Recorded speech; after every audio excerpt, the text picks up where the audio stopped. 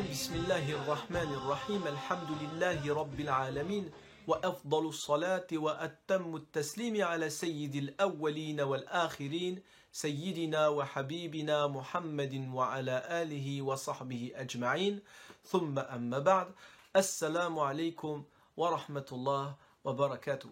Mes très chers frères, mes très chères sœurs, Inch'Allah, ce soir nous allons aborder un sujet de la plus haute importance en ce mois de Ramadan, puisqu'il s'agit des bénéfices qui sont liés à l'obtention de At-Taqwa.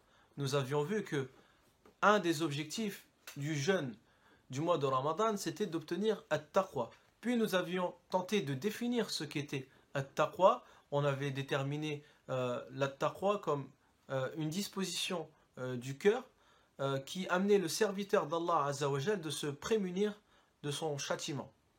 At-Taqwa qu'on avait essayé de traduire comme étant la vertu, la crainte révérentielle, la piété ou la conscience de Dieu. Allah subhanahu wa ta'ala nous dit dans son noble livre à la sourate Yunus Alladhina amanu wa kanu yattaqun lahumul bushra fil hayati dunya wa fil akhirah. Ceux qui croient et qui font preuve de taqwa, il y a pour eux une bonne annonce dans ce bas monde et dans l'au-delà. Alors, l'objectif de cette intervention, ce sera essayer de déterminer quelles sont les bonnes annonces qui sont faites à ceux qui font preuve de taqwa. Un jour, le prophète Mohammed sallallahu alayhi wa sallam fut questionné au sujet de qui fait partie de sa famille. Man alu Muhammad. Le prophète Mohammed sallallahu alayhi wa sallam de répondre kullu taqi. Donc toute personne qui fait preuve de taqwa fait partie de ma famille. Qu'Allah subhanahu wa ta'ala nous accorde le privilège de faire partie de la famille du prophète Mohammed sallallahu alayhi wa sallam. Comme il a accordé ce privilège à notre noble compagnon Salman al-Farisi, radiyallahu ta'ala anhu, qu'Allah soit satisfait de lui. Il faisait partie de la famille du prophète Mohammed sallallahu alayhi wa sallam, et c'est le prophète Mohammed sallallahu alayhi wa sallam qui lui a fait cette annonce. Alors, Allah subhanahu wa ta'ala prend aussi la peine de déterminer dans le Coran un certain nombre d'avantages qui sont liés à taqwa. Et la liste est très très longue. Nous allons tenter, Inch'Allah, de retranscrire une liste, certes qui n'est pas exhaustive, mais qui a le mérite de proposer un certain nombre d'avantages qui sont liés à taqwa. Allah subhanahu wa ta'ala nous dit que la meilleure des provisions c'est taqwa. Wa tazawwadu. Faites des provisions. Fa inna khayra az-zadi at-taqwa. Mais sachez que la meilleure des provisions c'est la provision de la taqwa.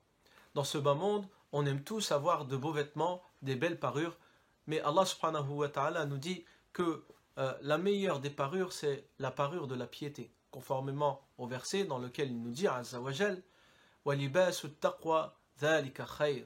Donc et l'habit de la piété, celui-ci est le meilleur. Celui qui fait preuve de taqwa, Allah il lui facilite dans ce bas monde et dans l'au-delà. Allah subhanahu wa ta'ala nous dit وَمَنْ يَتَّقِ اللَّهِ يَجْعَلْ لَهُ مَخْرَجًا. Celui qui fait preuve de taqwa, il lui accorde une issue favorable. وَيَرْزُقْهُ مِنْ حَيْثُ لَا يَحْتَسِبُ. Et il lui accorde une subsistance d'un endroit où il ne s'attendait pas. وَمَنْ يَتَّقِ اللَّهِ يَجْعَلْ لَهُ مِنْ أَمْرِهِ يُسْرًا. Celui qui fait preuve de taqwa, Allah il lui facilite ses affaires. Celui qui fait preuve de taqwa, il est aussi dans une tranquillité et une paix intérieure. Donc celui qui fait preuve de taqwa, il est dans une sécurité et dans une paix intérieure, puisqu'Allah subhanahu wa ta'ala nous dit innal muttaqina fi maqamin amin. Celui qui fait preuve de taqwa, il est dans une demeure de sûreté, il est dans une demeure de sécurité.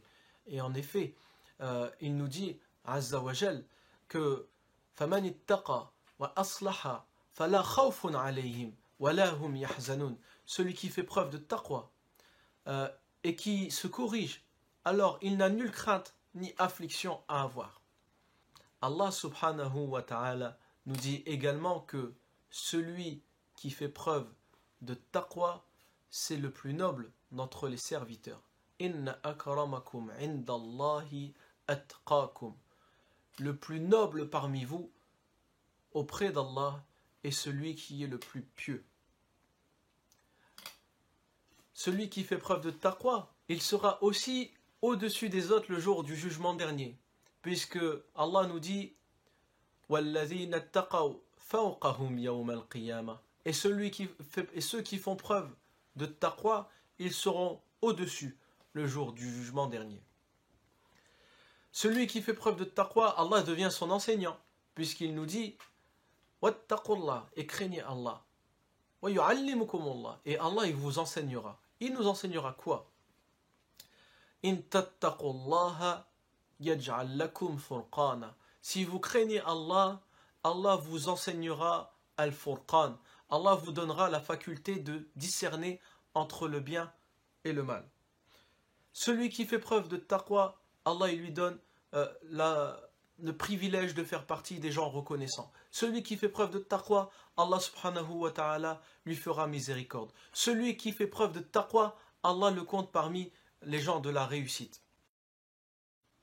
Celui qui fait preuve de taqwa, Allah subhanahu wa ta'ala lui accordera une réussite. Inna lil muttaqina mafaza. Pour les pieux, ce sera certes une réussite. Et quelle réussite! Celui qui fait preuve de taqwa, Allah subhanahu wa ta'ala est avec lui. Inna Allah ma'al ladhina taqaw. Et celui qui fait preuve de taqwa, Allah subhanahu wa ta'ala l'aime. Il lui accorde son amour. Celui qui a l'amour d'Allah, n'a-t-il pas tout gagné? Celui qui bénéficie de l'amour d'Allah, n'a-t-il pas tout gagné? Inna Allah yuhibbul muttaqin. L'amour d'Allah. Celui qui fait preuve de taqwa, Allah subhanahu wa ta'ala lui accorde sa proximité. Inna Allah ma'al ladhina taqaw. Allah subhanahu wa ta'ala fait l'éloge et accorde et garantit le paradis à celui qui fait preuve de taqwa. Innal muttaqina fi jannatin wa uyun. Les gens de la piété seront dans des jardins où coulent des ruisseaux. Innal muttaqina fi jannatin wa nahar. Les gens de la piété seront dans des jardins où coulent des rivières. Ils seront dans un séjour de vérité auprès d'un Seigneur omnipotent. Qu'Allah subhanahu wa ta'ala nous compte parmi les gens de la piété et qu'il nous accorde l'ensemble des grâces et des faveurs qui sont liées à cette noble station. Nous allons clôturer avec une invocation que le prophète Mohammed sallallahu alayhi wa sallam avait coutume de faire. Allahumma inni as'aluka al-huda. Ô mon Seigneur, je te demande la guidée. Wat-tuqa, la piété. Wal-afafa, la chasteté, la pureté. Wal-ghina, la richesse du cœur. Wa sallallahu ala sayyidina Muhammadin wa ala alihi wa sahbihi ajma'in. Subhanakallahumma wa bihamdik. Ashhadu an la ilaha illa ant. Astaghfiruka wa atubu ilayk. Astaghfiruka wa atubu ilayk. Astaghfiruka wa atubu ilayk. Subhana rabbika rabbil izzati amma yasifun. Wa salamun ala al-mursalin. Walhamdulillahi rabbil alamin. Je vous souhaite à tous et à toutes une bonne rupture du jeûne. Wassalamu alaikum wa rahmatullah wa barakatuh. Oh.